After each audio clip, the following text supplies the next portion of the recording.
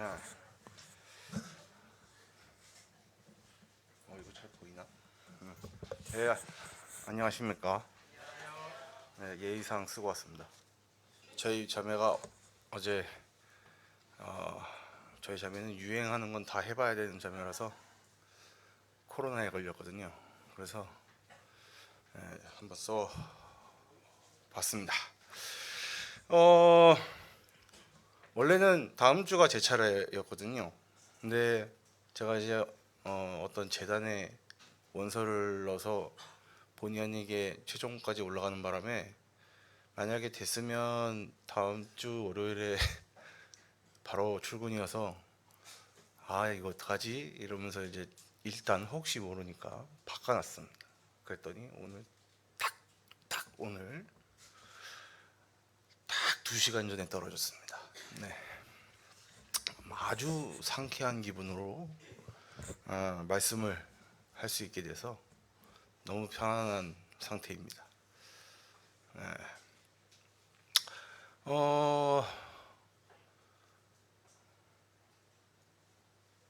새삼스럽지만 우리 조한 형제를 저 본의 아니게 저번 주에 못 나와서 못 보고 보대나 그랬는데 오늘 이렇게 떡하니 있는 걸 보니까 제가 오늘 원래 말씀을 하는 게 주님의 뜻이었는가 봅니다.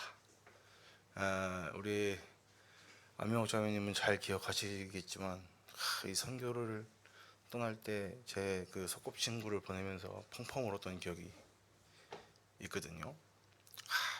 자매들이 얼마나 놀렸는지 지금도 뚜렷하게 생각이 됩니다. 이제 저한테 이제 말씀할 때 형제님 해외 간증이라든가 이런 거 듣고 싶어요 이런 분들이 많았는데요. 또 어떤 형제님이 수요 모임에 여호수아를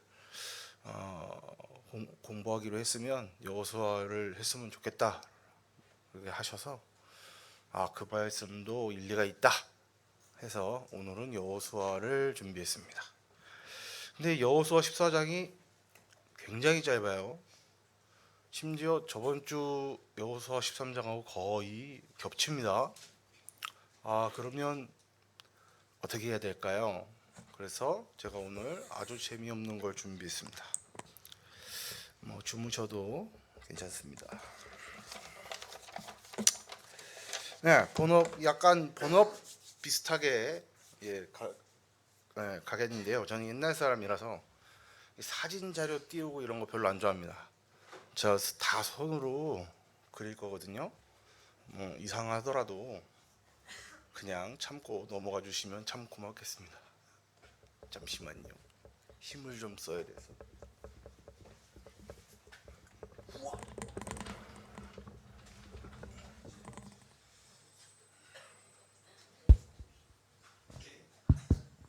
이걸로 해도 되죠? 네. 여호수아는 제가 개인적으로 가장 좋아하고 존경하는 성경 인물입니다. 왜냐하면 성경에 나오는 그 예수님을 제외하고 주님이 시킨 대로 모든 걸 행한 사실 유일한 사람이거든요. 잘 들리네 이거. 근데 그리고 가나안 정복 전쟁을 잘 수행해서 가나안에 잘 안착하였음에도 불구하고 사실 그렇게 주목받는 분이 아니에요. 그렇지 않습니까? 딱 구약 성경 생각났을 때 누가 제일 많이 생각납니까? 얘기하면 거의 안 나올 겁니다. 왜냐하면 모세가 가진 그 엄청난 영향력 그리고 그 성전을 다시 건축한 예레미야라든가 에스겔이라든가 이사야도 있죠. 다윗도 있어요. 네임밸류가 떨어집니다. 근데 네임밸류가 떨어질 만한 분인가? 사실 그렇지 않거든요. 제일 힘든 거 한 거거든요. 여호수아가 있었기 때문에 다윗이 왕도 해먹을 수 있었던 사실. 그래서 제가 어떤 얘기를 할 거냐면요.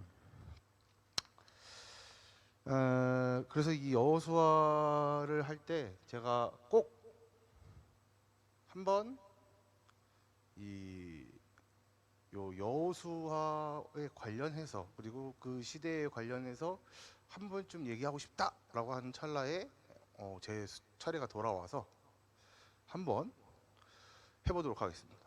아주 재미없는 역사 수업이 될 거기 때문에 조르셔도 상관없어요. 네. 자, 그러면 제일 먼저 뭐가 필요하냐면요. 아주 오랜만입니다. 자, 요렇게 콘스탄티노플이 있어요.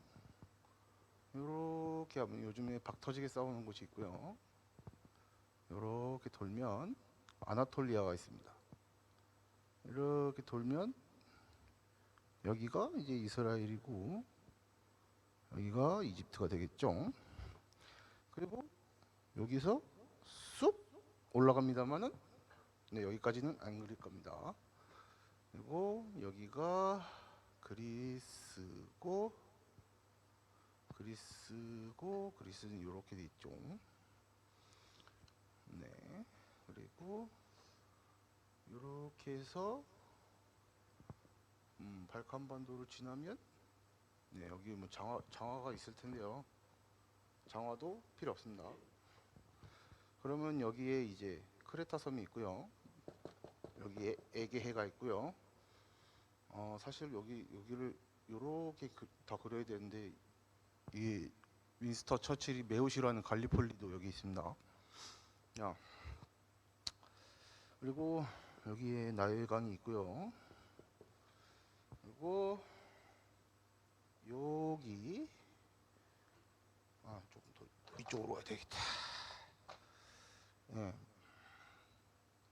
저 형제는 지도를 머릿속에 다 들어라고 생각하실 수 있는데, 네, 그 정도는 해야 역사하죠.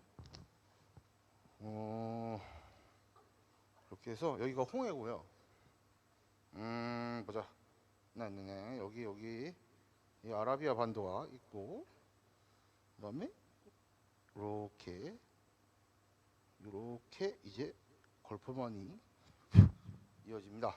그러면 여기에 뿅 이렇게 하면 유프라테스 티그리스가 되겠습니다. 이걸 왜 그랬냐? 네. 창세기부터 쭉 이어서 여러분들한테 설명을 할 때 여러분들이 가장 쉽게 창세기든 출애굽기든 여호수아든 어떤 자료들을 보실 때 여기만 봐요. 아니면 여기만 봅니다. 네. 여기 이것도 그려야 돼요. 여기 크레타 있고 여기 사이프러스, 키프로스가 있습니다. 그리고 여러분 로도스라는 섬 아십니까? 세계 7대 불가사의인 청동고사가 딱 있었다고 하는 그 섬이 여기 있어요. 네. 여기가 지금의 터키 수도인 앙카라고 이스탄불이겠습니다. 조금 축척이 이상하지만 그냥 대충 이렇게 생겼다고 생각하시면 돼요. 요렇게 이제 요런 부분만 보시는 경향이 있어요. 근데 실제로는 이 정도는 봐줘야 됩니다. 이 정도는 봐주면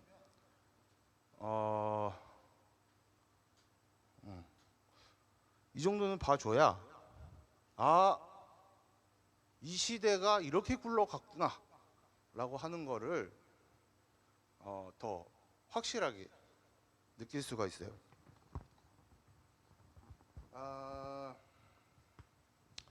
저는 여러분들이 이제 생각하시는 이제 모세오경, 모세오경에 대해서 이런 생각이 듭니다. 창세기, 출애굽기, 레위기, 민수기, 신명기죠. 네, 오래되면 순서도 까먹고 그래요. 네, 그리고 이제 여호수아가 나오죠.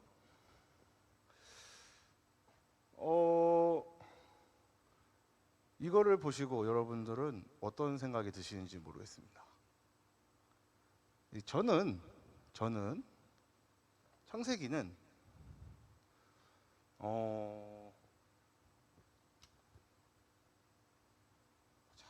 뭐라고 써놨나? 그렇죠. 네, 천지 창조에 대한 내용과 이제 노아의 홍수에 대한 기억, 그 이후에 사람들이 어떻게 퍼졌고 또 누가 어디 종족이 기원이 되었고, 그다음에 12지파의 조상인 아브라함에 대한 이야기가 나오면서 요셉이 이집트로 간 곳까지 가서 출세한 것까지 창세기가 진행이 됩니다. 창세기는 무엇이냐? 조상인 아브라함을 통해서 12지파가 하나의 기억을 공유함으로써 하나의 민족 집단을 설정하는데 가장 필요한 작업이었다라고 하는 거죠. 한국에서 단군 신화가 존재하는 이유랑 굉장히 비슷합니다. 그렇다고 창세기가 신화라는 얘기는 아니에요. 이게 이런 의미를 갖고 있다. 이 작업을 할 필요가 있었다. 라는 겁니다. 왜냐하면 우리 아브라함이 여기에 살았어요. 여기가 무엇이냐면, 여러분들 세계사 교과서에서 기억나십니까? 비옥한 초승달 지대. 기억이 안 나실 거예요. 기억나시는 분? 안 나시는군요. 네, 요렇게 해서 요렇게가 초승달처럼 생겼다 그래서 비옥한 초승달 지대예요. 지금의 이라크부터 이스라엘까지인데, 물론 창세기 출애굽기 단계에 가나안은 이미 비옥한 초승달 지대에서 벗어나 있습니다. 왜냐하면 이때부터 기후가 변해서 이미 사막화가 진행이 되고 있었거든요. 아무튼 여기가 여러분들 뭐 세계 최초의 문자 뭐 이런 거 있죠. 수메르 문명이 여기 있습니다. 수메르 문명이 여기 있고요. 얘가 나중에 바빌로니아가 됩니다. 그리고 여기에는 아주 무시무시한 분들이 살았어요. 여기 아시리아가 살고 있습니다. 그리고 여기에 있는 사람이 히타이트가 되고요. 여기는 여기 돌 쌓는 거 좋아하는 사람들이 여기 살았습니다. 네. 여기 이 수메르 문명에서 살던 아브라함이 하나님의 계시를 받고 요렇게 옵니다. 그래서 출애굽을 시작하기 전에 이집트에 한번 갔다가 다시 돌아왔다가 요셉 때에 이르러서 이집트로 완전히 이동을 하게 되죠. 이 기억들을 정리하는 겁니다. 12부족이 한 조상을 두고 우리는 같은 기억을 가지고 있다. 그렇기 때문에 하나 이스라엘 민족을 만들어내는데 필요한 과정이었다라고 하는 점입니다. 그러니까 제가 얘기하는 건 추가적인 설명이에요. 그럼 출애굽기는 무엇이냐면, 저는 이 이집트를, 여기 이제 이집트 문명이 있죠. 여기는 메소포타미아 문명이에요. 요렇게가.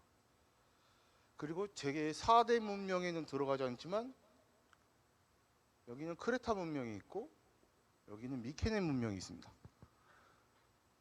그리스 문명은 없나요? 네, 그리스 문명은 얘네들이 다 없어진 다음에 발생해요. 아, 정말요? 라는 표정들을 짓고 계신데요. 그렇습니다. 그런데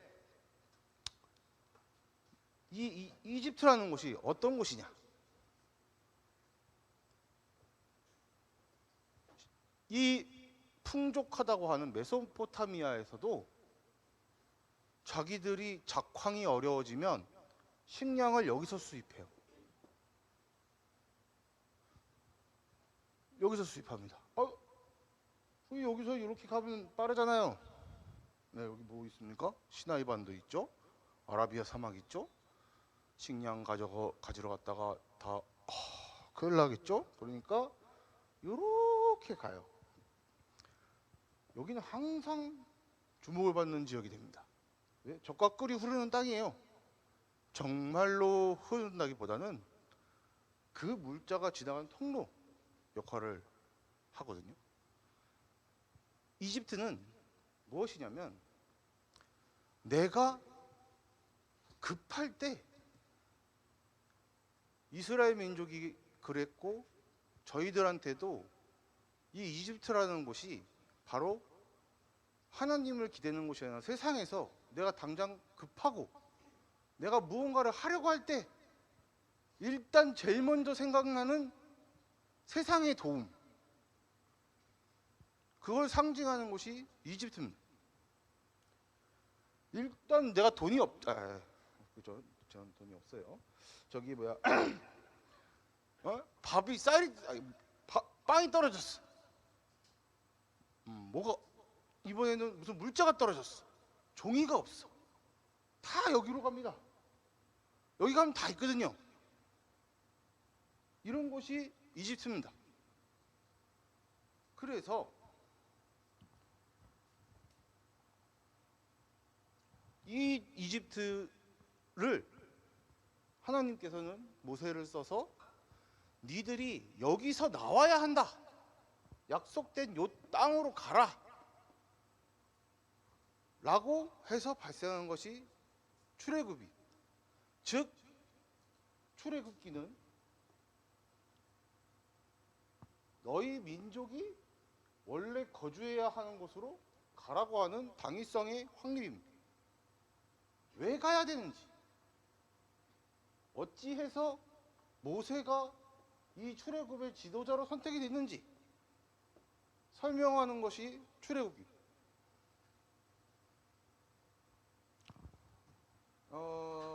민수기는 또 민수기가 먼저 나왔어요. 제가 민수기 참 좋아해요. 그래서 그래요.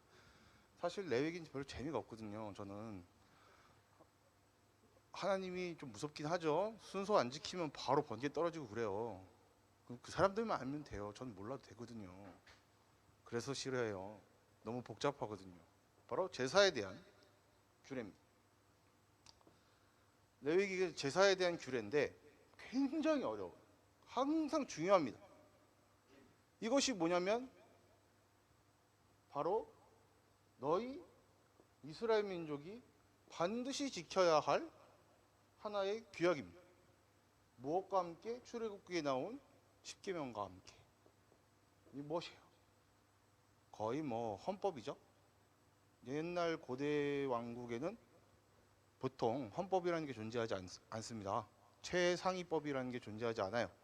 다만 제정일치 사회일 경우 반드시 그 신에 대한 제사를 지내는 법이 법률의 최상위에 놓여지긴 합니다. 그런 의미를 갖고 있어요. 그 다음에 민수기 뭐 했습니까? 몇 살부터 몇 살까지 싸울 수 있는 사람의 수를 각 지파별로 세서 계수를 합니다. 이거 왜 했을까요? 왜 했을까요? 이거 국가 형성에 굉장히 중요합니다. 사람 머릿수를 알아야 돈을 걷죠. 사람 머릿수를 알아야 징병을 합니다. 즉 굉장히 중요하죠. 야, 이 민수기 갖고 말 엄청 많아요. 현대 막 성서학자, 뭐 이집트 학자, 근동 아시아 학자들 민수기만 봤다 하면 박 터지게 쌉니다. 왜요? 사람이 너무 많대요. 이렇게 자세히 쓰여진 기록이 이 시대에 없어요. 그거를 바로 뒤에 설명을 할 거예요. 너무 많답니다. 실제로 많기도 해요. 다 합하면 남자만이잖아요. 이거 곱하고 막 하면 180만 명 정도 돼요. 무슨 기원전 12세기, 15세기, 18세기 설이 있는데 출애굽기는 이 시대에 무슨 180만이냐? 장난하는 것도 아니고 라는 반론들을 많이 제기합니다. 저는 그런 거 상관없어요. 진짠가 보지. 뭐 이런 얘기도 합니다. 실제로 모세오경은 저기 뒤 시대에 다시 정리한 거라서 숫자가 좀 틀릴 수, 그 당시 숫자인 거야. 이렇게 설명하는 사람도 있어요. 그러면 그거는 맞을 것 같죠? 그것도 너무 많아요. 솔로몬 시대라고 해도 180만 명은 너무 많아요.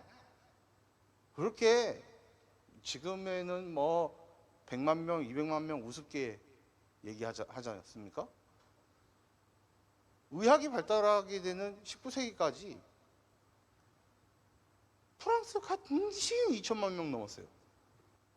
그 유럽에서 가장 풍요롭다는 프랑스에서 어차피 말이 안 됩니다.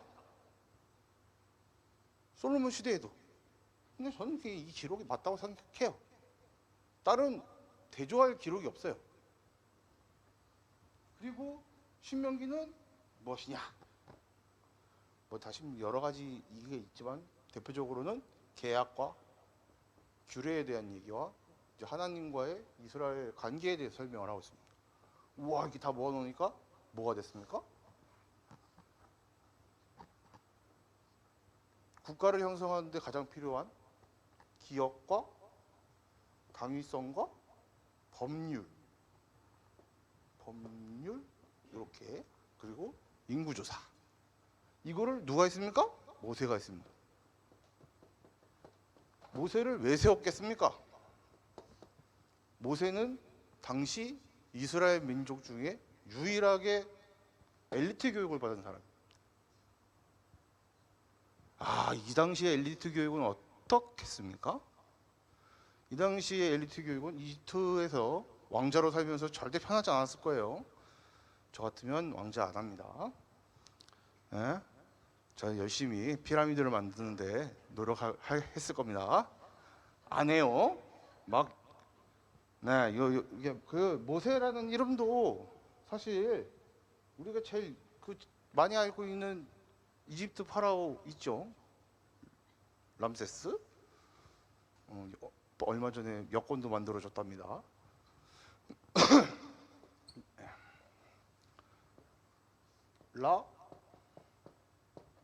라메세스 이렇게 씁니다.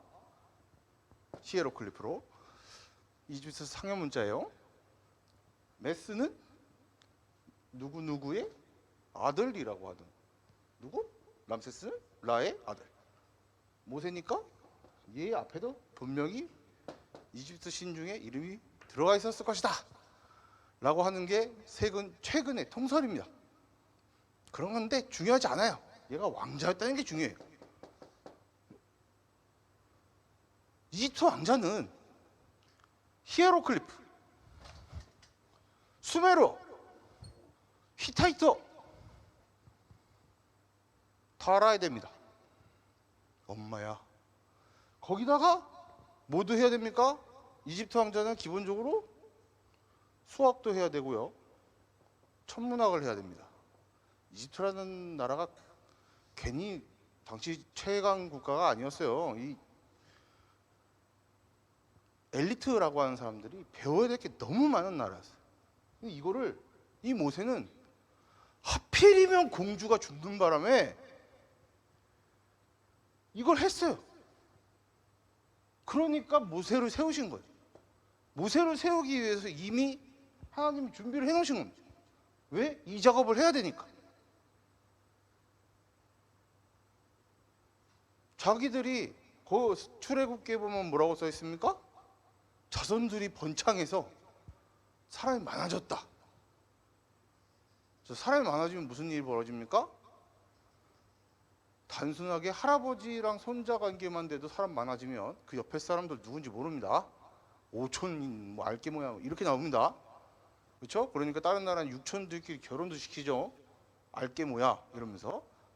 즉 자기들이 히브리인인 건 알겠는데 그래서 뭐라고 하는 사람들을 하나로 묶기 위해서 이 작업이 필요한 그것을 모세라는 사람을 통해서 세우신 거예요. 그러면 요 다음 얘기도 재미가 없을 텐데 벌써부터 졸고 계신 분들이 보여요. 그러니까 이게 각종 규약들 세웁니다. 여러분들 고등학교 때 국사 시간에 배우는 것 중에 고구려 백제 신라가 맨 처음에 강성해진 나라가 백제죠. 백제가 강성해졌다고 얘기할 때 막 설명하는 거 있습니다. 선생님들 설명하는 거 있어요. 불교의 도입, 뭐 중앙 집권화, 율령의 반포 있습니다. 이게 바로 율령의 반포예요. 율은 형법이고 령은 기타법입니다. 이걸 여기다 해놨잖아요. 니들 이렇게 안 하면 죽어. 이렇게 제사 지내서 니들 죄를 씻어. 그리고 니들끼리 뭐 할 때는 이거대로 해. 그리고선 광야를 40년 동안 뺑뺑이를 돕니다. 네, 물론 자신들의 잘못으로 말이죠. 그런데 말입니다. 또 제가 하고 싶은 얘기 또 여기 또 있어요. 이 지도를 아유 어떡하지? 네. 여호수아 얘기한다 그래놓고서는 여호수아 얘기 안 하고요, 그죠? 자, 제가 이제부터 얘기를 할 거는 저만의 생각이에요. 저의 학설이에요. 네. 저는 요즘에 많이 이게 아까 전에 12세기설, 15세기설, 18세기설 얘기했죠? 이 거꾸로 와야 돼요. BC니까. 12세기설이 요즘에 힘을 받고 있습니다. 왜냐하면 왠지 이 시대도 맞을 것 같은데 근데 성경에 뭐라고 써 있습니까? 요셉을 알지 못하는 왕이 들어섰다라고 얘기했습니다. 그죠? 그게 이집트 제17왕조인데 이 17왕조에서 18, 19, 20왕조 여기가 굉장히 짧아요. 여기를 잘라서 신왕국 시대라고 합니다. 이집트에 대해서 공부를 제가 많이 했어요. 전공이 일본사인데 말이죠. 네. 12세기설을 저도 따릅니다. 왜냐하면 우리 성경의 출애굽에 나오는 도시 이름들 뭐 라암셋이라든지 뭐 많아요. 그 도시들이 이집트 기록 자체에 안 나옵니다. 12세기 이후에 나와요. 그래서 저는 여기 따르는데 처음에 이집트에서 빠져나왔을 때 알 거 다 아는 양반이 일로 안 가요. 일로 가면 또 안 나오네? 제가 축척을 좀 이상하게 그리긴 했지만 원래 이 길로 다니거든요. 이 길로 안 갑니다. 뭐라고 성경에 써 있습니까? 이 길로 가면 여기 블레셋이라고 있어. 큰일 날 거야. 그래서 처음부터 일로 갑니다. 처음부터 광야로 들어가요. 주님이 또 그렇게 인도하셨습니다. 왜 인도를 하셨을까요, 여기로? 대해서 또 하나 재미있는 이 지도를 굳이 그린 이유가 여기서 나옵니다. 12세기에 이 레반트, 팔레스타인 이 지역은 히타이트랑 이집트가 거의 매년 싸웁니다. 여기를 주름을 잡아야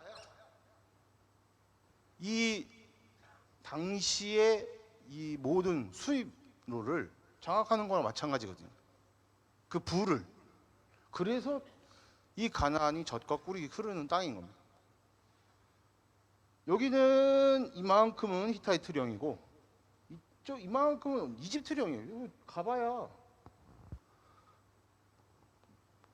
정말 이집트 본토를 떠나 피지배 지역으로 가는 것밖에 되지 않아요. 여기 되게 유명한 전투가 있습니다. 카데시 전투라고요. 세계에서 문자로 쓰여진 평화조약 문서가 발견된 곳입니다. 이집트랑 히타이트가 싸워서 그래 카데시까지는 내가 가질게. 팔레스타인은 이집트가 가져라 라고 써있는. 그래서 지금 UN 본부에 제네바에 가면 걸려 있어요. 점토판에 써가지고. 그러면 여호수아는 다 거짓말인가요? 라고 생각하실 수 있겠죠. 저는 여기서 하나님의 어마어마한 능력을 보았습니다. 우리는 이런 이 원대한 계획을 왜 그동안 아무도 얘기하지 않았을까? 이 12세기 이후부터요. 갑자기 이 지역에 있는 모든 기록이 사라집니다. 이른바 고대의 암흑시대. 고고학에서는 지중해의 청동기 문화가 소멸하고 철기 문화가 들어오기까지의 공백기간이라고 얘기합니다. 문자가 사라져요. 얘네들 빼고. 근데 얘네들도 자기네 글씨를 읽을 줄 아는 사람이 거의 남지 않습니다. 그래서 지금 그 상형 문자가 사어가 된 거예요. 점점 아는 사람이 없어서. 무슨 일이 벌어졌나요? 네, 아이고 일본어다. 아주 신비한. 네, 가끔 일본어 쓰는 게 더 편해서. 아주 신비한 일이 벌어집니다. 여러분들 들어는 보셨는가 모르겠네요. 바다민족의 침입. 처음 들어봤죠. 이게 교과서에 안 나와요. 요 시기에 갑자기 바다민족이라는 놈들이 막 쳐들어옵니다. 그래가지고 미케네 문명이 멸망해요. 그 미케네 황금 가면 그 유명한 거 아시죠? 멸망합니다. 크레타 문명 멸망합니다. 히타이트 멸망 직전까지 갑니다. 이집트 막았는데 엘리트들이 다 죽었어요. 그러면서 이 이집트는 이렇게 반 잘라가지고 어디가 위고 어디가 아래일까요? 갑자기 퀴즈네. 어디가 위고 어디가 아래일까요? 네, 맞습니다. 여기가 상이집트, 여기가 하이집트인데요. 상하 이집트를 이집트인이 통치하는 마지막 왕조가 21왕조입니다. 20왕조 바로 다음에 람세스 2세가 오래 왕 해먹고 죽자마자 귀족이 반란을 일으켜서 자기가 왕이 돼서 21왕조가 돼요. 이 21왕조가 마지막 이집트인에 의한 상하 이집트를 통치하는 마지막 왕조가 됩니다. 어떻게 됐어요? 여기 지배하고 있었다 그랬죠. 자기 본진이 털렸는데 여기 신경 쓸 사람이 어디 있습니까? 얘네들도 망했어요. 여기는 피해가 없었을까요? 여기도 피해를 입습니다. 여호수아 이 40년의 기간 동안 분명 이스라엘 민족이 죄를 지어서 받은 형벌이에요. 근데 이들은 그 40년 동안 이 부분에 대해서 철저하게 교육을 받습니다. 그리고 이집트 물이 너무 들어서 말 안 듣는 놈들은 다 죽여버려. 니네들 못 가? 가지 마. 왜? 혁신하는 거예요. 새로운 교육을 받은, 그러니까 저희 말로 표현하면 거듭난 사람들만 가나안에 들어갈 수 있는 겁니다. 이집트의 미래는 출애굽기 보면 가장 많이 나온 얘기죠. 배고파. 이집트 보내줘. 그죠? 고기가 먹고 싶어요. 이집트 보내주세요. 뭐 말만 꺼냈다고 물이 없어요. 이집트 보내주세요. 물이 없는데 왜 이집트를 보내달라고 자꾸 때를 써요? 응? 그런 곳이었다는 거예요. 이 이집트라고 하는 이 풍요로운 기억을 갖고 있는 사람들, 노예를 할 때가 더 나았다. 네? 그 사람들 다 죽을 때까지 40년 동안 여기 있어요. 여기 있어요. 그 처박혀 있는 동안에 바로 이 근동 아시아가 박살이 납니다. 기록이 없어지고요. 수메르 문자가 사라집니다. 왜 사라졌을까요? 이때 당시에는 이집트 말고는 종이가 없어요.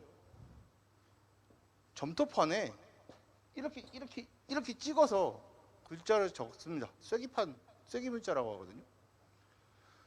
급하니까 점토판이고 뭐고 다 방어에 쓰고 그러는 거예요.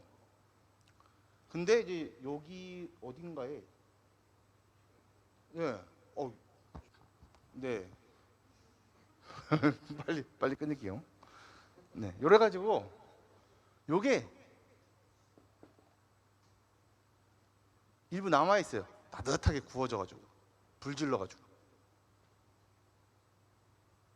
그게 이스라엘 민족이 40년 동안 있는 동안에 있었던 일입니다. 그리고 왔더니 오잉? 얘네들이 평소 같으면 도와줘야 될 이집트나 히타이트가 없어요. 그러니까 정복 전쟁 수행이 가능하다 합니다. 그래서 이제 제가 할 얘기는 다 했고 이어서 14장을 할게요.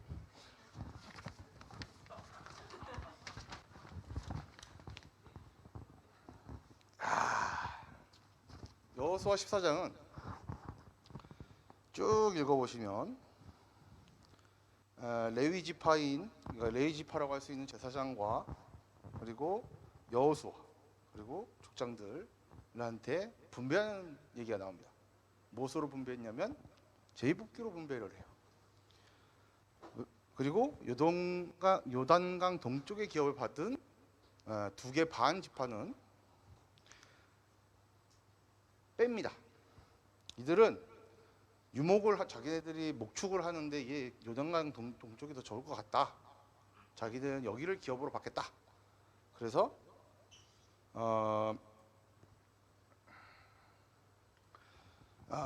여호수아 4장 12절에서 보이듯이 정복전쟁에 병력을 보내는 것으로 요단강 동쪽의 기업을 받는 것으로 합니다. 그래서 갓, 루벤, 므낫세 반지파가 이곳을 받고 정복 전쟁에서 열심히 일한 결과 이것이 확정이 되었습니다. 그리고 14장 계속 나오는 말씀이 이스라엘 자손이 여호와께서 모세에게 이른 바와 같이 분배하였더라. 그리고 14장 6절부터는 갈렙이 나에게 주시기로 한, 내가 원하는 곳을 주시기로 했던 그 약속을 지키기 원한다 라고 해서 헤브론을 얻습니다. 헤브론을 얻는데 갑자기 분명히 13장에서 다 저기 가자지구에 있는 애들 빼고 다 죽였다는 아낙 사람들이 나와서 이 사람을 갈렙이 물리치고 이 땅을 받았더라 라고 써 있어요. 하지만 이제 갈렙이라는 사람이 굉장히 중요한데요. 갈렙이라는 사람은 여호수아와 함께 그 12정탐꾼 중에서 하나님을 믿고 따르면 저기 멀대 같은 사람들이든 저 높은 성벽이든 다 우리가 해칠 수 있다라고 주장하여서 유의하게 가나안 땅에 살아서 들어가는 걸 허락받은 사람이죠. 여호수아 밑에서